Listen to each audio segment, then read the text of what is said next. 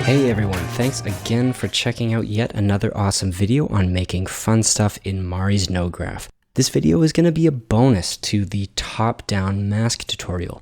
I'm going to show you how to push it even further by combining the top-down mask with normal detail.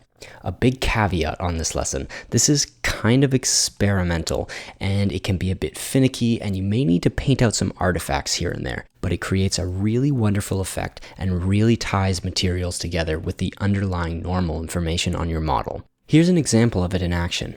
You can see this stone material on my shader cube, and the mask revealing the snow on top is being driven by the normal map from the stone material. And you get these awesome areas where the snow collects and creeps up and rolls over the edge. Let me show you how it all works.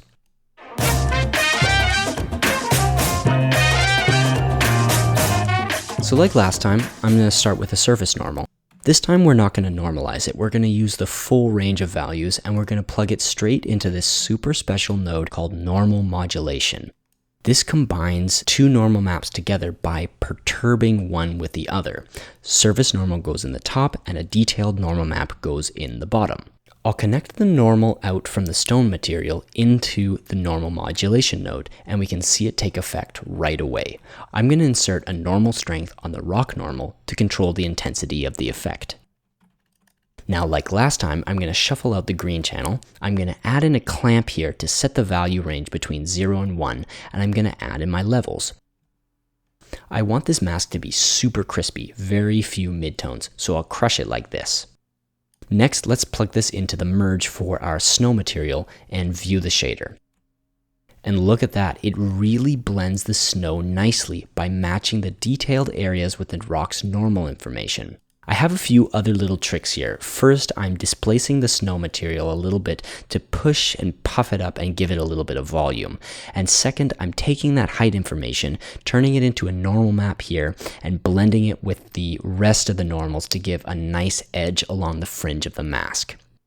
Alright, that looks really cool, but it wouldn't be fair if I didn't show you how it can get a little bit messy. First, if you up the intensity a little bit, you can end up with a lot of little spots and artifacts. It can maybe look kind of cool actually in some cases, but it's really unpredictable and maybe isn't the result that you're after. The worst issue is when your model is quite organic and spherical, like this shader ball. For some reason unknown to me, the normal modulation creates this really annoying pole, which doesn't really match the contour of the geometry very well. The same happens with other organically shaped models as well. I'll try to do a little bit more research on what's causing this and either post an update video or leave a comment below. For now, I suggest just playing around and seeing what works and what breaks. Now, to turn this into a gizmo, what I'll do is just group everything together like before. I'll name this levels fall off like last time and expose the white, mid, and black values. And I'll also expose this normal strength control to mess with the crunchiness of the effect. This is good to go, so I'll export it to my Documents Mari Gizmos folder. Hope you thought that was a cool trick. Like I said, it's a little bit finicky, but you can see the results can be quite nice. Let me know if you'd like to see some more quirky experimental stuff like this, and be sure to leave a like and subscribe. Thank you again for watching, and I'll see you next time.